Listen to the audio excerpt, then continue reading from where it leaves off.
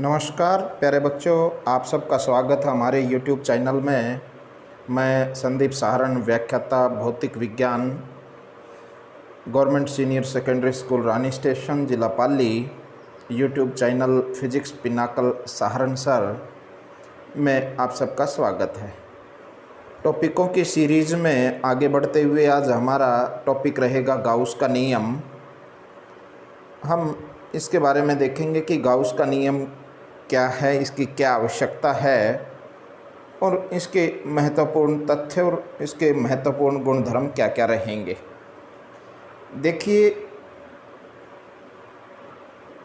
हमारे पास कूलॉम का सदिश नियम था, कूलॉम का नियम था, जिसका उपयोग हम किसी आवेश के कारण उसके क्षेत्र में किसी बिंदु पर विद्युत क्षेत्र ज्ञात करने के लिए करते हैं।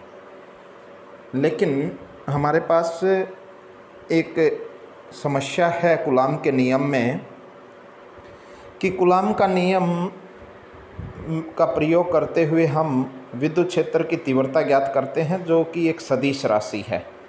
इसलिए प्रत्येक बिंदु पर सदिश राशि की गणना करते हुए उसके परिमाण व दिशा की आवश्यकता होती है और प्रत्येक बिंदु पर दिशा ज्ञात करना काफ़ी मुश्किल काम होता है। यदि हमारा आवेश विविक्त रूप में है, यानी अलग अलग पैकेट के रूप में है, तो हम अध्यारोपण का नियम का प्रयोग करके कूलॉम के नियम से विद्युत क्षेत्र की तीव्रता आसानी से ज्ञात कर सकते हैं। परंतु किसी पृष्ठ पर, किसी सतह पर, किसी आयतन में यदि हमारा आवेश सतत रूप से वितरित हो तो उस समय हम अध्यारोपण का सिद्धांत का प्रयोग करेंगे तो वो काफ़ी जटिल प्रक्रिया होगी। इसलिए सदिश राशि विद्युत क्षेत्र की तीव्रता को ज्ञात करने के लिए सदिश राशि का प्रयोग न करके किसी अदिश राशि के रूप में इसका मान ज्ञात किया जाए तो वो बेहतर आसान होगा। इसलिए गाउस ने इसी तरह की एक कल्पना की। उसने किसी बंद पृष्ठ पर उपस्थित आवेश के कारण, क्योंकि आवेश जो है हमारे पास ये एक अदिश राशि है, इस आवेश के कारण ही विद्युत क्षेत्र की तीव्रता ज्ञात करने की उसने कोशिश की। गाउस के नियम किसी स्थिर विद्युत क्षेत्र में उपस्थित बंद पृष्ठ से गुजरने वाला विद्युत फ्लक्स तथा पृष्ठ के अंदर उपस्थित कुल आवेश का एक संबंध है। यानी जो हमारा गाउस का नियम है, ये फ्लक्स, कौन सा फ्लक्स? किसी बंद पृष्ठ जो विद्युत क्षेत्र में होना चाहिए, ये ध्यान रखने की बात है। अगर पृष्ठ विद्युत क्षेत्र में नहीं है तो फिर उस पर हम किसी प्रकार के बल की अनुभूति नहीं कर सकते। इसलिए विद्युत क्षेत्र में उपस्थित और पृष्ठ भी कैसा होना चाहिए? बंद पृष्ठ होना चाहिए। इससे जो बंद पृष्ठ से जो फ्लक्स गुजरेगा या उससे फ्लक्स पार होगा, उसका संबंध आवेश के साथ बनाया। किसके साथ? आवेश के साथ। और उस संबंध को ही हम गाउस का नियम कहते हैं। और इस पृष्ठ को, इस जो हम काल्पनिक बंद पृष्ठ लेते हैं, उस पृष्ठ को हम गाउसियन पृष्ठ कहते हैं। ये सममिति रूप में होता है, सिमेट्रिक फॉर्म में होता है। इस बात का ध्यान रखेंगे। इससे क्या होता है कि किसी भी आवेशित वस्तु के विद्युत क्षेत्र की गणना को हम आसानी से ज्ञात कर सकते हैं। इसका कथन क्या है, ये इसकी परिभाषा क्या है? ये कहता है कोई भी एक बंद पृष्ठ है, ये इस बंद पृष्ठ से गुजरने वाला विद्युत फ्लक्स, इस पृष्ठ से गुजरने वाला विद्युत फ्लक्स का मान जब ये निर्वात में हो, कहाँ हो? निर्वात में। हम निर्वात की बात करेंगे। अगर माध्यम में होगा तो हम एप्सिलॉन 0 की जगह पे हम एप्सिलॉन m या एप्सिलॉन r का प्रयोग कर लेंगे। तो निर्वात में किसी क्षेत्र में उपस्थित किसी बंद पृष्ठ से लंबवत गुजरने वाला, क्योंकि विद्युत बल रेखाएं पृष्ठ के लंबवत गुजरती हैं, तो लंबवत गुजरने वाला कुल विद्युत फ्लक्स इस पृष्ठ के द्वारा परिबद्ध किया गया कुल आवेश का 1/एप्सिलॉन गुना होता है। यानी ये हमारा कोई पृष्ठ है, इस पे बहुत सारे आवेश, छोटे छोटे आवेश उपस्थित हैं। तो इस पृष्ठ के लंबवत गुजरने वाले फ्लक्स का मान जो होगा वो इस पृष्ठ पे उपस्थित कुल आवेश सिग्मा क्यू, ये कुल आवेश को बताएगा बटे हुए एप्सिलॉन 0 निर्वात में। अगर ये माध्यम होगा तो कुल फ्लक्स का मान किसके बराबर हो जाएगा, कुल आवेश बटे हुए एप्सिलॉन m माध्यम। ये सिग्मा किस चीज़ को प्रदर्शित करता है, सिग्मा प्रदर्शित करता है कि इस बंद आवेश में जितने भी आवेश उपस्थित हैं उन सब का योग, अर्थात उन सब को हम जोड़ देंगे। अगर हमारे आवेश धनात्मक हैं तो हम धनात्मक चिन्ह का प्रयोग करेंगे और ऋणात्मक हैं तो ऋणात्मक चिन्ह का प्रयोग करेंगे, क्योंकि आवेश एक अदिश राशि है और यह बीजगणितीय नियम की पालना करेगा। तो ये फ्लक्स और आवेश के बीच में संबंध स्थापित करता है। कुछ महत्वपूर्ण इससे संबंधित बातें हैं, वो इस प्रकार हम देख सकते हैं। ये कहता है विद्युत क्षेत्र में रखे हुए पृष्ठ से कुल फ्लक्स का मान, जो हमारा पृष्ठ रखा है उसमें से गुजरने वाले कुल फ्लक्स का मान है पृष्ठ से निर्गत विद्युत फ्लक्स को धनात्मक चिन्ह के साथ लेते हैं। यानी क्या कहता है ये हमारा पृष्ठ है, इससे अगर बाहर की ओर निकलेगा तो फ्लक्स धनात्मक होगा और अंदर की ओर आएगा तो वो ऋणात्मक होगा। क्यों? क्योंकि हम ये मान के चले थे कि विद्युत बल रेखाएं धन आवेश से बाहर की ओर जाती हैं और ऋण आवेश के अंदर की ओर। अगर ये फ्लक्स बाहर की ओर जाता है तो इसका ये अर्थ हुआ कि हमारे बंद पृष्ठ के ऊपर धन आवेश उपस्थित है।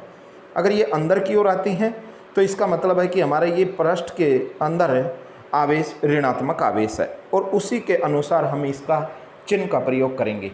यदि हमारा फ्लक्स पृष्ठ से बाहर जाता है तो ये धनात्मक लिया जाएगा और पृष्ठ के अंदर प्रवेश करेगा तो उसको हम ऋणात्मक लेंगे और फिर इसका हम बीजगणितीय जोड़ कर देंगे, ये परिणामी मान निकल जाएगा। क्यों? क्योंकि ये अदिश राशि है फ्लक्स, और अदिश राशि है तो ये अदिश नियमों की यानी बीजगणितीय नियमों की पालना करेगी। दूसरी बात है गाउसियन पृष्ठ का आकार कुछ भी हो सकता है, वो गोलीय हो सकता है, बेलनाकार, घनाकार, यानी ऐसा कोई भी कंडीशन नहीं है, ऐसा कोई भी नियम नहीं है कि हमारा गाउसियन पृष्ठ इस प्रकार का हो। वो किसी भी प्रकार का हो सकता है, लेकिन उसकी एक ही शर्त है कि उस पर आवेश का वितरण सिमेट्रिक रूप से होना चाहिए, सममिति रूप में होना चाहिए। ये इसकी नेसेसरी कंडीशन है कि वो सममित रूप में हो, बाकी उसकी आकार या आकृति कैसी भी हो सकती है।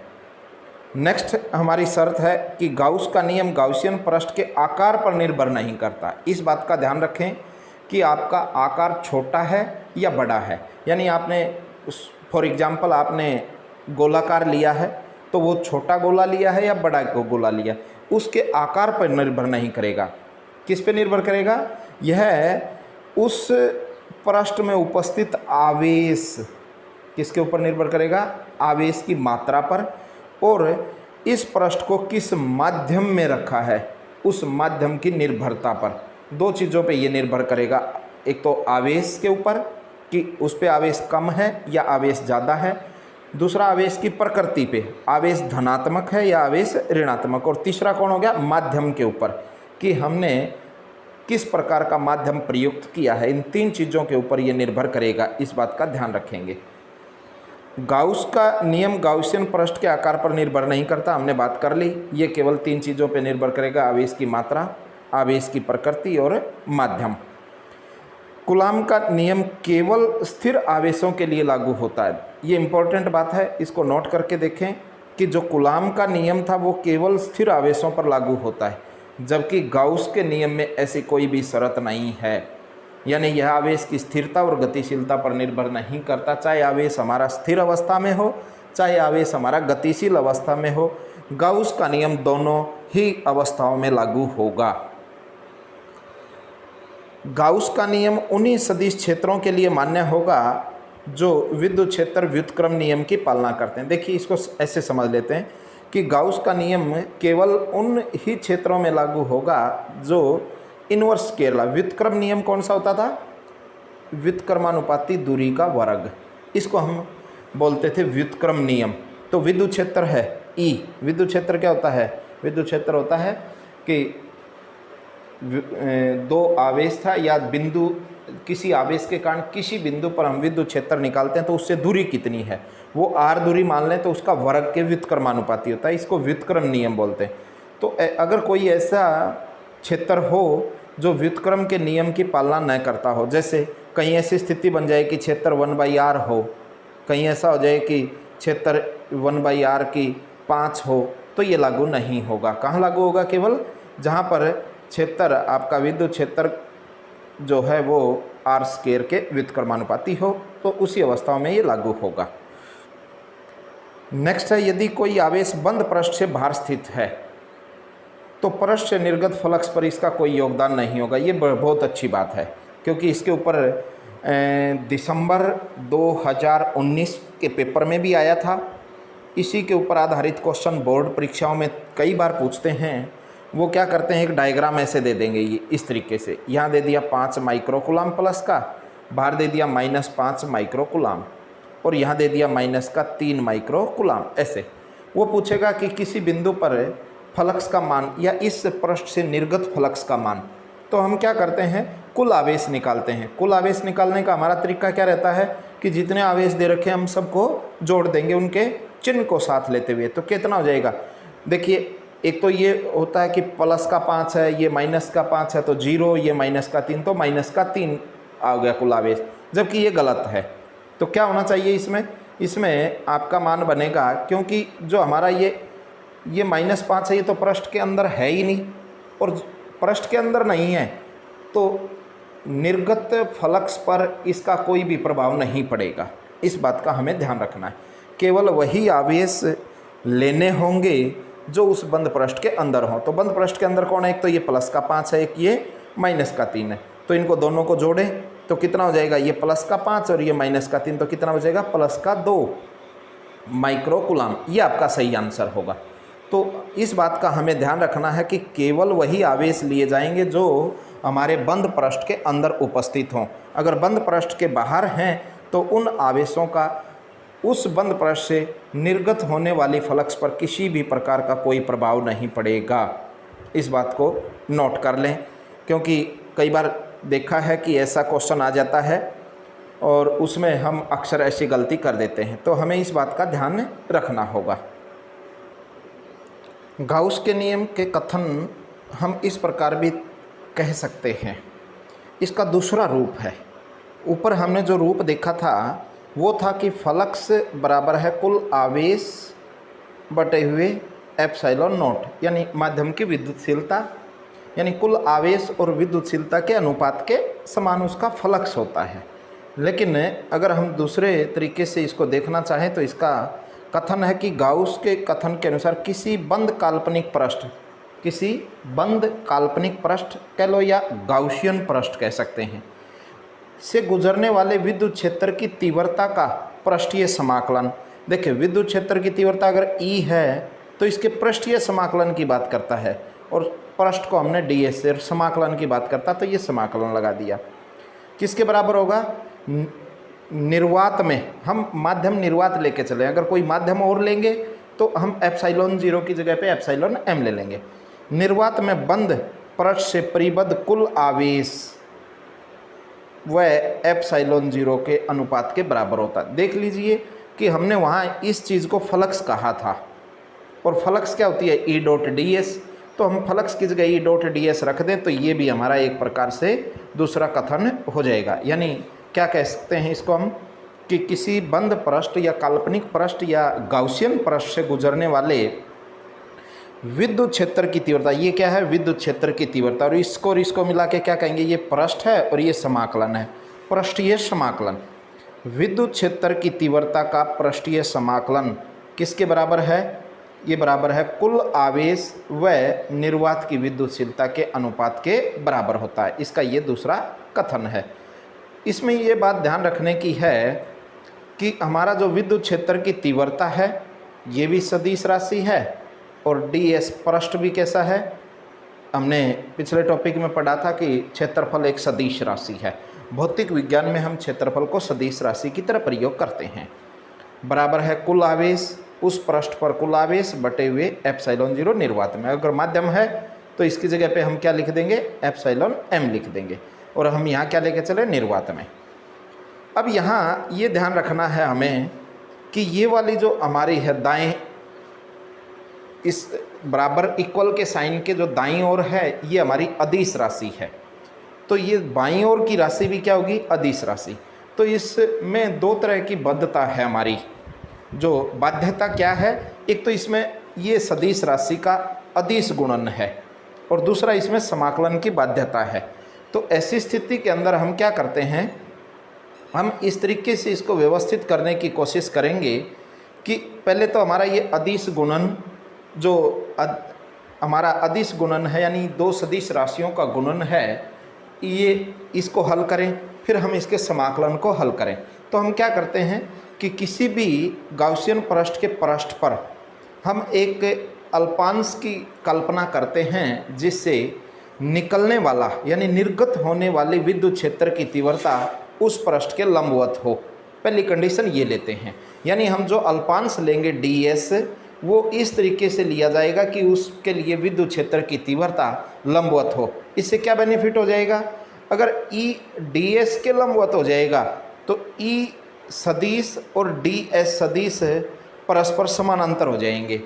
क्यों, क्योंकि ds का जो दिशा प्रदर्शित होती है, हमने लास्ट वीडियो में भी देखी थी कि ds क्षेत्रफल की जो दिशा प्रदर्शित करता वो अभिलंब एकांक इकाई अदिश था, जो अभिलंब सदिश है वो प्रदर्शित करता है और ये किस दिशा में होता है, उस पृष्ठ के लंबवत, और विद्युत क्षेत्र भी पृष्ठ के क्या है, लंबवत। तो E और N क्या हो जाएंगे, दोनों परस्पर समानांतर हो जाएंगे। तो E समानांतर हो जाएगा N यानी अभिलंब सदिश के, और दोनों जब समानांतर हो जाएंगे तो हमारी गणना आसान हो जाएगी। क्यों, क्योंकि जब हम डॉट प्रोडक्ट को देखते हैं E डॉट ds था, इसको हल करेंगे तो क्या बनेगा, E सदिश ऐसे का ऐसा डॉट ds को तोड़ोगे तो क्या हो जाएगा, n कैप, ये दिशा को बताएगा और ये परिमाण हो जाएगा। E और n क्या हो जाएंगे, परस्पर समानांतर। समानांतर होंगे तो ये डॉट हटाओगे तो डॉट हटाते हैं तो कौन सा कौन आता हमारा, इस डॉट को हटाते ही हम ऐसे लिखेंगे E का परिमाण, n का परिमाण, ds का परिमाण और कोस ऑफ समानांतर है तो कोस 0। E ऐसे का ऐसा, ये एकांक सदिश है, इसका मान 1 हो गया, ds ऐसे का ऐसा और कोस 0 का मान 1। तो क्या बन जाएगा, ये हमारा बन जाएगा E डॉट ds हल होकर है हमारा बन गया EDS यानी सदिश जो था हमारा वो हल होके अदिश राशि के अंदर रूपांतरित हो गया। एक तो ये बाध्यता हमारी खत्म होगी। दूसरा समाकलन की बाध्यता, हम जब पृष्ठ की कल्पना करेंगे तो इस तरीके या इस प्रकार से पृष्ठ की कल्पना की जाएगी जिसके लिए E का मान नियत रहे, विद्युत क्षेत्र क्या रहे, उसके लिए नियत रहे, नियत बना रहे। इस तरीके से हम पृष्ठ क्षेत्रफल की कल्पना करेंगे और जब ये E नियत रहेगा तो इसको हल करना और भी आसान हो जाएगा। E नियत होते ही हम क्या करेंगे, इसको E को बाहर ले लेंगे और इसका हम ds इसका समाकलन करेंगे। तो हम इस तरीके से इस भाग का हल कर सकते हैं। तो उससे क्या फ़ायदा होगा, हमारे गाउस के नियम में E डॉट ds जो समाकलन था इसके कथन से बराबर है सिग्मा Q अपॉन एप्सिलॉन 0। तो सबसे पहले हमारी बाध्यता कौन सी है, ये वाली। इस बाध्यता को हटा के हम कैसे सोल्व कर लेंगे इसको, E ds, वो मैंने कारण बता दिया इसका कि कैसे बाध्यता खत्म होगी। हम किसी अल्पांश क्षेत्रफल या काल्पनिक पृष्ठ पे एक अल्पांश पृष्ठ ds को इस प्रकार लेंगे कि जिससे निर्गत होने वाली विद्युत क्षेत्र की तीव्रता उसके पृष्ठ के लंबवत हो, जिससे क्षेत्रफल का एक अभिलंब सदिश और विद्युत क्षेत्र की तीव्रता दोनों परस्पर समानांतर हो जाएंगे, जिसके कारण कोस थीटा का मान है वो कोस 0 बन जाएगा और कोस 0 का मान 1 हो जाएगा। दूसरे केस में मैंने कहा कि आप पृष्ठ अल्पांश क्षेत्रफल इस प्रकार लेंगे कि उसके लिए विद्युत क्षेत्र की तीव्रता नियत बनी रहे, जिससे ये बाहर निकल जाएगा, E बाहर हो जाएगा, ds बराबर है सिग्मा Q बटे हुए एप्सिलॉन 0, ये बन जाएगा। और जैसे ही ये बन जाएगा तो आप हल कैसे करोगे, E बाहर हो गया, ds सममिति है सिग्मा Q बटे एप्सिलॉन 0, ये सिग्मा है सिमेशन। तो इससे क्या फ़ायदा बनेगा हमारे पास, सिग्मा Q अपॉन एप्सिलॉन 0। अब मान लीजिए हमने बेलनाकार पृष्ठ लिया हो, तो ये बेलन का क्षेत्रफल हो जाएगा। हमने गोलाकार लिया हो तो ये संपूर्ण गोले का क्षेत्रफल हो जाएगा, और उस क्षेत्रफल का यहाँ मान रख देंगे और इधर हमारा सिग्मा क्यू कुल आवेश निकाल लेंगे बटे हुए एप्सिलॉन 0। ई का मान इस क्षेत्रफल को इधर ले जाओगे तो ई का मान निकल जाएगा। इस तरीके से हम इसको सोल्व कर सकते हैं। यहाँ देख लीजिए ये नियम बनाया हुआ है कि फाई किसके बराबर हो जाएगा, E dot D S is equal to sigma Q by epsilon 0। समाकलन चिन्ह यह व्यक्त करता है कि संपूर्ण बंद पृष्ठ का समाकलन किया गया है। देख लीजिए इसमें ध्यान देने की बात है कि ये समाकलन है और इसके अंदर ये गोला जो लगाया है ये किसको बताएगा, संपूर्ण पृष्ठ के या संपूर्ण बंद पृष्ठ के समाकलन को व्यक्त करता है ये। तो इसको हम इस तरीके से सोल्व कर लेंगे। तो इसको ऐसे भी लिखा जा सकता है, क्यू इन लिखा हुआ है, क्यू आई एन। इसका मतलब है कि जो हमारा बंद पृष्ठ है उसके अंदर उपस्थित कुल आवेश है ये। तो यहाँ हम ये देख सकते हैं ई और फाई में दिया हुआ है, ये फाई है ये ई है, लेकिन यह अदिश गुणन है और समाकलन में बाध्य है। ई ज्ञात करने के लिए इन बाध्यताओं को मुक्त करेंगे। मैंने आपको बता दिया कि इन बाध्यताओं को हम कैसे मुक्त कर सकते हैं, वो मैंने अच्छे से आपको समझा दिया है और उम्मीद है आपको वो समझ में भी आ जाएगा। अब आगे देख लीजिए, ये कहता है कि यदि बंद पृष्ठ द्वारा परिबद्ध कुल आवेश शून्य हो, यानी हमने कोई एक पृष्ठ लिया, इसके अंदर आवेश उपस्थित था Q और माइनस Q, कितना आवेश हो गया, 0, या बंद पृष्ठ के भीतर आवेश न हो या इसमें आवेश ही नहीं हो, या आवेश बंद पृष्ठ के बाहर हो। 3 केस बन सकते हैं, हम 3 केस इस तरीके से बना देते हैं, मैं तीनों केस बना देता हूँ, आप देख लीजिए। एक ऐसी स्थिति बन जाए कि इसमें प्लस Q और माइनस Q रखा हो, एक ऐसा केस बन जाए कि इसमें आवेश ही ना हो, और एक ऐसा केस बन जाए जिसमें बाहर आवेश उपस्थित हो। 3 तरह के केस बनते हैं। इन तीनों के लिए फ्लक्स का मान क्या हो जाएगा, 0। क्यों, क्योंकि देखो इसमें कुल आवेश कितना हो गया, प्लस Q और माइनस Q जोड़ोगे तो 0, तो फ्लक्स 0। इसमें आवेश है ही नहीं, Q का मान 0। इसमें भी आवेश नहीं है, ये बाहर है, बाहर वाले आवेश को हम कभी भी नहीं लेते, तो उस समय हमारा जो फ्लक्स होगा उसका मान कितना हो जाएगा, 0 हो जाएगा। अब इससे संबंधित कुछ महत्वपूर्ण बातें और देखेंगे हम। देख लीजिए, नंबर 1, गाउसियन पृष्ठ से गुजरने वाला फ्लक्स इसकी आकृति पर निर्भर नहीं करता। ऊपर भी मैंने बात बताई थी कि किसी भी पृष्ठीय क्षेत्रफल या बंद पृष्ठ या गाउसियन पृष्ठ से जो फ्लक्स निकलेगा, यानी निकलने का मतलब ये मत सोचना कि बाहर जाएगा, अंदर भी आ सकता है वो, क्योंकि वो आवेश की प्रकृति पर था। तो किसी पृष्ठ से गुजरने वाले फ्लक्स का मान उस बंद पृष्ठ की आकार व आकृति पर निर्भर नहीं करता, ये हमारी पहली बात है। दूसरी बात है, गाउसियन पृष्ठ से गुजरने वाला फ्लक्स बंद पृष्ठ के अंदर आवेश की स्थिति पर निर्भर नहीं करता। देख लीजिए, इसको भी आप बारीकी से देखिए कि ये हमारा आवेश है, बंद पृष्ठ है, एक ये बंद पृष्ठ है। इसमें यहाँ मैंने 5 माइक्रोकुलाम रख दिया, इसमें मैंने रख दिया 3 प्लस का माइक्रोकुलाम और प्लस का 2 माइक्रोकुलाम, ये रख दिया। तो आप देखिए इसमें 5 माइक्रोकुलाम एक ही जगह पे रखा हुआ है, इसमें 3 माइक्रो एक जगह है, 2 एक जगह, लेकिन तो कुल आवेश कितना, 5 माइक्रोकुलाम। तो इस बात का ध्यान रखें कि प्रथम पृष्ठ A और द्वितीय पृष्ठ B दोनों से निकलने वाला फ्लक्स हमेशा समान होगा, बराबर मात्रा में रहेगा। अर्थात यह इस बात पर निर्भर नहीं करता कि आवेश किस प्रकार से रखा गया है या उसकी स्थिति क्या है, वो कहाँ रखा हुआ है। केवल फ्लक्स, किसी पृष्ठ से गुजरने वाला फ्लक्स इस बात पर निर्भर करेगा कि उस पृष्ठ के अंदर आवेश कितना है। तो दोनों में A और B दोनों के अंदर देखोगे तो आवेश कितना है, समान आवेश है, प्लस 5 माइक्रोकुलाम है, इसलिए दोनों से गुजरने वाला फ्लक्स समान रहेगा। गाउसियन पृष्ठ से गुजरने वाला फ्लक्स केवल पृष्ठ के अंदर आवेश पर निर्भर करेगा। मैंने अभी उदाहरण बताया था कि एक ये आपका पृष्ठ है, इस पे Q आवेश है, और दूसरा ये पृष्ठ है, इसके बाहर Q आवेश है। तो ये कहता है कि इस पहले पृष्ठ A और दूसरे पृष्ठ B, इनसे गुजरने वाले फ्लक्स का मान ज्ञात कीजिए। तो आप देख पाएंगे कि पहले वाले A है, इसके अंदर आवेश रखा हुआ, तो इसका मतलब इससे फ्लक्स गुजरेगा। दूसरे के बाहर आवेश है, अंदर आवेश नहीं है, इसका मतलब इसमें फ्लक्स का मान कितना हो जाएगा, 0। क्यों, क्योंकि बाहर किसी बंद पृष्ठ के बाहर रखे गए आवेश के कारण फ्लक्स पर कोई भी प्रभाव नहीं पड़ता।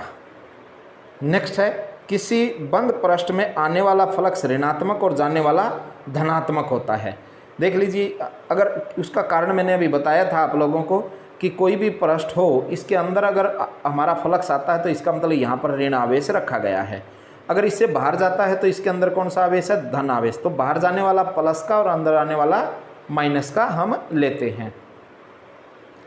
इसका कारण भी देख सकते हो आप, क्योंकि एकांक अभिलंब सदिश बाहर की दिशा में, अगर ये पृष्ठ से बाहर हो तो इसको हम प्लस का लेते हैं और अंदर की हो तो हम इसको ऋणात्मक लेते हैं, माइनस का लेते हैं। इसलिए ऐसा हम करते हैं। गाउसियन पृष्ठ पर विद्युत क्षेत्र की तीव्रता गाउसियन पृष्ठ के अंदर और बाहर उपस्थित सभी आवेशों के कारण होती है। इस बात का ध्यान रखना है कि जो विद्युत क्षेत्र की तीव्रता है, क्या बात ध्यान रखनी है? ऊपर तो हम फ्लक्स की बात कर रहे थे, फ्लक्स तो केवल उस आवेश पे निर्भर करेगा जो पृष्ठ के अंदर होगा, जबकि विद्युत क्षेत्र की तीव्रता चाहे अंदर आवेश हो चाहे बाहर आवेश हो, क्यू बाहर हो या क्यू अंदर हो, दोनों के ऊपर निर्भर करेगा। तो फ्लक्स केवल अंदर वाले पे निर्भर करती है और विद्युत क्षेत्र की तीव्रता पर दोनों प्रभाव डालेंगे। इस बात को भी आप समझेंगे। कहीं ऐसा सोचने लग जाएं कि विद्युत क्षेत्र की तीव्रता भी केवल उसी आवेश पर निर्भर करेगी जो पृष्ठ के अंदर हो, जो गलत होगा। विद्युत क्षेत्र की तीव्रता गाउसियन पृष्ठ के बाहर और अंदर दोनों आवेशों के कारण होती है, जबकि फ्लक्स केवल पृष्ठ के अंदर के आवेश के कारण होती है। किसी गाउसियन पृष्ठ में फ्लक्स का अर्थ जीरो हो, यानी फ्लक्स कितना हो? जीरो। इसका यह अर्थ नहीं है कि प्रत्येक बिंदु पर ई का मान जीरो है। इस बात को भी नोट करें, क्योंकि फ्लक्स का मान शून्य कब हो सकता है? जब आवेश शून्य हो। जैसे ये आवेश है हमारा, ये प्लस क्यू है, ये माइनस क्यू है, तो फ्लक्स तो शून्य हो गया, लेकिन ये एक द्विध्रुव संरचना की तरह हो गया। तो द्विध्रुव संरचना के कारण विद्युत क्षेत्र की तीव्रता तो होती है, इसलिए इसके यहाँ निरक्षकीय पे और अक्षीय पे अलग अलग स्थानों पर अलग अलग विद्युत क्षेत्र की तीव्रता होगी। तो इसका अर्थ हम ये कहेंगे कि यदि फ्लक्स शून्य है तो इसका ये अर्थ नहीं है कि विद्युत क्षेत्र की तीव्रता शून्य है, लेकिन प्रत्येक बिंदु पर ई जीरो का अर्थ है फाई जीरो। अब ये बात समझने की है, अगर प्रत्येक बिंदु पर ई विद्युत क्षेत्र की तीव्रता शून्य हो तो इसका ये जरूर अर्थ होगा कि वहाँ फ्लक्स हो ही नहीं सकता। उल्टा पड़े, यदि फ्लक्स का मान जीरो हो तो इसका ये बिल्कुल भी अर्थ नहीं है कि ई भी जीरो होगा। यानी कई ऐसी स्थितियां हैं जहां पर फाई का मान तो जीरो हो जाता है, लेकिन ई का मान जीरो होना नेसेसरी यानी आवश्यक शर्त नहीं है। लेकिन अगर ई का मान जीरो है तो फाई जीरो होगा। इस कंडीशन को भी आप ध्यान में रखेंगे।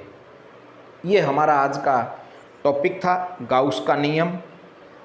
कल हम नए टॉपिक के साथ हमारे नेक्स्ट वीडियो में आएंगे कि गाउस के नियम की कूलाम के नियम से उत्पत्ति और कूलाम के नियम की गाउस के नियम से उत्पत्ति। अर्थात आप देख पाएंगे कि कूलाम का नियम और गाउस का नियम दोनों एक ही हैं, एक दूसरे के रूप प्रतिरूप ही हैं, कोई ज़्यादा विशेष अंतर नहीं है। वो हम नेक्स्ट वीडियो में उसकी चर्चा करेंगे। एक बार फिर मैं आप सबका बहुत बहुत धन्यवाद करता हूं कि आप हमारे YouTube चैनल से जुड़े हुए हैं और इस ऑनलाइन भौतिक विज्ञान के अध्ययन में आप शामिल हैं। और मैं उम्मीद करता हूं कि इन वीडियोज़ के माध्यम से आपकी पढ़ाई की निरंतरता बनी हुई है। आप इसको ज़्यादा से ज़्यादा बच्चों को शेयर करें, ज़्यादा से ज़्यादा इसको सब्सक्राइब करें, ताकि आपको लगातार हमारे नए वीडियोज़ प्राप्त होते रहें। इसलिए मैं संदीप सारण, व्याख्याता भौतिक विज्ञान, राजकीय उच्च माध्यमिक विद्यालय रानी स्टेशन, पुनः आप सबका बहुत बहुत धन्यवाद करता हूँ।